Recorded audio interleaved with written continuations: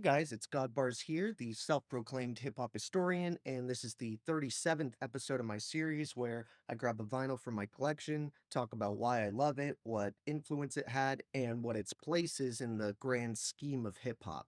To follow a high-status classic like Illmatic, I had to pick one of the very few albums that's able to exist in the same conversations that one does. But it's hard to debate that Tupac is probably the least needing of an introduction. I'd rather not focus on the conspiracy theories involving him still being alive or the way a lot of people use his memory in a pretty gross way. I'm not even going to really discuss the recent Keefe D situation because I just don't really feel like it's that relevant to All Eyes on Me. His legacy often gets weaponized and used as this, oh, Pac would be so disappointed whenever there's anything new or remotely different in hip hop.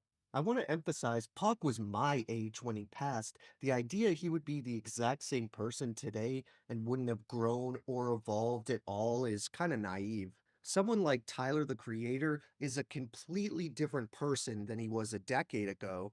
So the idea that people like Pac, Big L, or Biggie wouldn't have grown as a person over 20, 30 years just doesn't really track to me. Regardless, today we aren't talking about what his hypothetical full career would look like. Today we're talking about Pac's greatest contribution to the culture, in my and many others' opinion, his final album released while he was still alive, 1996's All Eyes on Me. This actually wouldn't be the last album release that he worked on, though, with that title going to the Don Illuminati that he released under the Machiavelli alias. By last album he worked on, I mean he had made all the tracks specifically for this project, intending for it to be released. It wasn't just a posthumous album of old songs and B-sides scraped together. This album actually also came out in 1996, just 2 months after his tragic murder. While I'll definitely get around to that project at some point, as it's probably his most fiery and in-your-face album, I had to do its predecessor first, since I feel like it shows all of the many areas Tupac excelled in. Pac has an interesting place in hip hop because when I was in middle school and anyone wanted to seem like they knew about the genre, they'd say Tupac was the best, and that general chatter was probably what initially made me aware of him. This may have just been my experience, but for a while I was so enamored in all the old school New York classics, I hadn't paid much attention to Pac at first. It kind of goes with what I was saying about high status albums like All Eyes on Me or Illmatic, where they've accrued a thriller like status over the years. At least for me when I was younger, it took a long time for me to even consider going to listen to those albums as a full experience because it could be easy to think you already know what they have to offer. But All Eyes on Me is a perfect example of why that's the wrong mentality to have, because despite already knowing some of the bigger hit singles, the first time I actually sat down and listened to the whole thing in high school, it quickly went from a classic I felt obligated to sit through to a favorite I find myself returning to this day. There is a somewhat common consensus amongst the hip hop community that Pac isn't at the top of the pack when it comes to lyricism, but I think it's a little too easy to take that out of context and misinterpret it.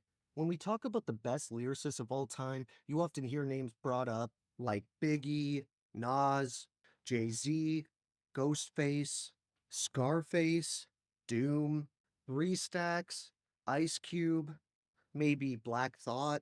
Obviously, that's a very small sample size of respected lyricists, and there's also MCs that would come after Pac's death that I feel were more advanced, complex writers, like LP, Aesop Rock, or Lupe Fiasco. However, just as there's a plethora of dense, scheme and wordplay driven MCs, there's a slightly different but just as respectable group of legends who produced amazing hip hop through personality and presence. You have to take this with a grain of salt. Nobody I'll ever talk about on here is anything less than an insanely talented MC, DJ, or producer. Pac may not have had insane triple entendres every line, but that is more than made up for by his sheer will to be the best, which he made millions of people agree with, regardless of if he had the best pen or not. For me, it took a little while to appreciate, but I feel like Pac in a way is in the same camp as someone like Guru or even DMX. All three were unarguably born to rap, and it isn't just their iconic voices and how they sound, but it's how they use them to ride their respective production.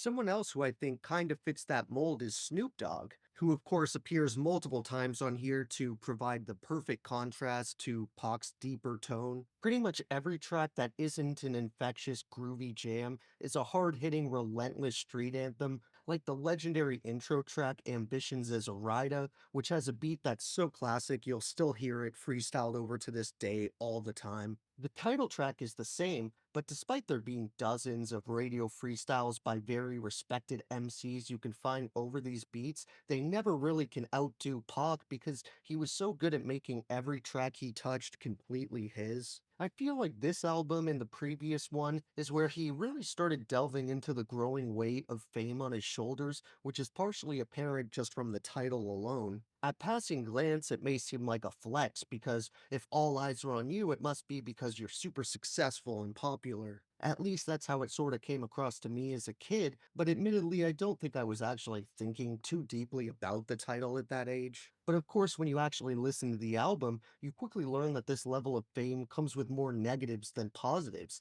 He details being shot and used, and you can tell his paranoia was growing at this time pretty understandably. I don't want to speculate, but I feel like a lot of Pac's public outbursts and lyrical attacks can probably be attributed to the corner his status in the media was pushing him into. However, again, I feel like his first posthumous album is where he really releases all this pent up anxiety and aggression. On here, those moments are a bit more padded and subdued by all the catchy, funky songs. He's still acknowledging these issues, but it's from a more carefree position, as if to say, yeah, y'all tried to kill me, you hate everything I do and want to see me dead or in jail, but instead I'm on top of the world. That sentiment is something I don't feel like had quite been hit on the head yet, with a lot of hip hop albums at the time being either straight boom bap or more pop centered and disconnected from the culture. Even with The Chronic or DJ Quick's first album, while they undoubtedly changed the sound of hip hop and set the stage for an album like All Eyes on Me, to me it comes across more like hungry MCs and producers who were trying to put that new sound on the map. With Pac, he had already released enough material and been established in the public eye, he didn't really need to try and find his sound, which opened him up to focus on the MO of the album. The instrumentals on All Eyes on Me were a notable factor in its success, and it should go without saying, but there isn't an unenjoyable beat anywhere on this double album. That can be attributed to the A-class roster that was recruited for this thing, like Daz Dillinger, Johnny J, DJ Pooh, DJ Bobcat, Devontae Swing, and of course Dr. Dre and DJ Quick amongst others.